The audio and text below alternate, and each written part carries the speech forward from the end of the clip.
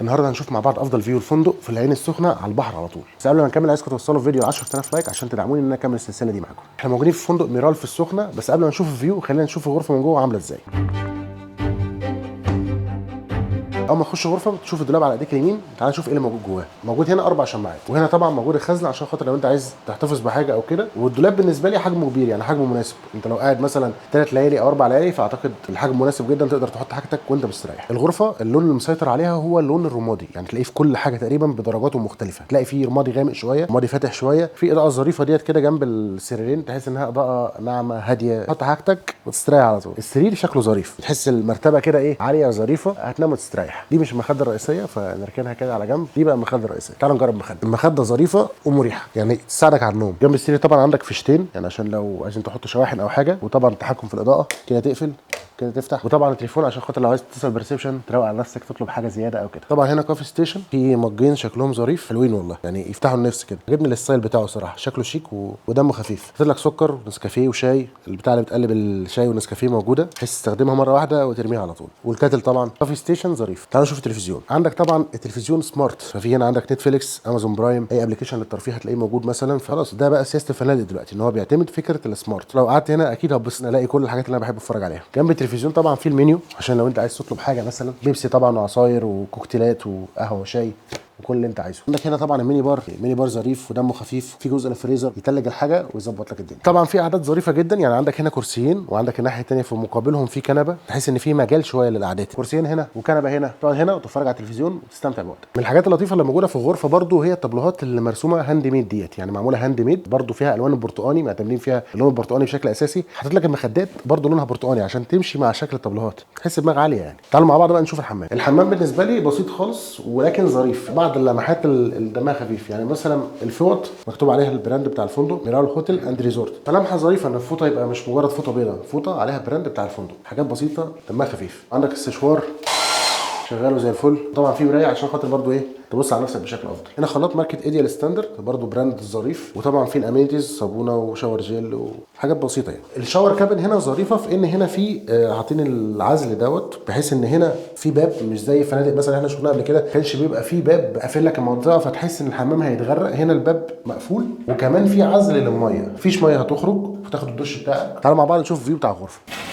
اديله بالنسبه لي ده افضل فيو شفته في العين السخنه لحد دلوقتي. عندك البحر، وهننزل بقى نشوف الكافيه اكتر ونقرب شويه. وانت واقف انت شايف البحر كله بشكل كامل، كل حته موجود فيها بحر وانت واقف شايف. فالفندق تحس ان هو فيه استرخاء وراحه نفسيه لابعد حد. طبعا عندك القعده في البلكونه بشكل رئيسي، تقعد تضرب النسكافيه بتاعك وتستمتع بمنظر البحر الرائع اللي ما اعتقدش انت ممكن تشوفه في اي حته ثانيه. تعالوا بقى مع بعض نكتشف بقيه الفندق. هنا برده في حمام سباحه صغير للاطفال، يعني الناس الاطفال اللي هي 5 سنين وتحت، فده بالنسبه لهم كطول ظريف جدا. تحس الدنيا هاديه زي ما انتم واخدين بالكم، الموضوع هص مفيش ازعاج، الموضوع تحس ان هو فيه استرخاء لابعد حد. يعني تجيب الفوطه بتاعتك وتحطها هنا، بص على طول في حمام السباحه. عندك هنا في منطقه للالعاب للاطفال، يعني لو الاطفال عايزه تيجي تتسلى او تلعب فتقدر تيجي تتزحلق ومرجح وتعمل حاجات ظريفه جدا، ترسم هنا مثلا، فشيء ظريف. بحب انا الاهتمام بالاطفال، انك انت لو اهتميت بالاطفال مش هيصدعوا لك دماغك، تسيبهم بقى يلعبوا ويتبسطوا وتديها انت في حمام السباحه. برضه عبول في بار تقدر تطلب منه اي حاجه انت عايز تشربها، مثلا قهوه شاي اي مشروبات موجوده، تشرب بقى المشروب بتاعك وانت بتستمتع بمنظر البحر اللي هناك ده. يعني افضل منظر بحر ممكن تشوفه، المنظر بانوراما جميل جدا لابعد حد، خليك تسترخي تجمع افكارك، يعني طلع بقى افضل افكار ابداعيه وانت قاعد كده ايه قدام سامع صوت البحر، ما تعملش اي حاجه ثانيه. واحنا بقى نازلين نكتشف الشط، لقينا بقى ايه ترابيزه البنج دي. الفكره الناس اللي بتحب البنج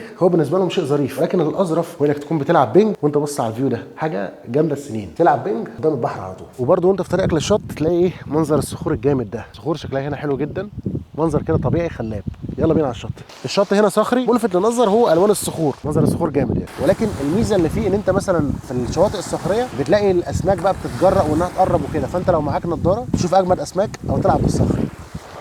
شفنا الشط، يلا نشوف الغدا. طبعا المطعم هنا هو المطعم اللي بيقدم الفطار والعشاء، ولكن تقدر ان انت تيجي تتغدى وتطلب اللي انت عايزه. طلبنا بيتزا، طلبنا طبق تاني اسمه تشيكن ميلانو، عشان قلنا نجرب الغدا ونشوف الوضع عامل ازاي. البيتزا شكلها يفتح نفس الصراحه، لان هي بص في ريحان من فوق، فده يقول لك ايه اللي بيعمل البيتزا مهتم بالتفاصيل. نجرب ونشوف الطعم مع بعض. البيتزا تحس انها ايطالي قوي، يعني عجينه رفيعه. خلينا نجرب.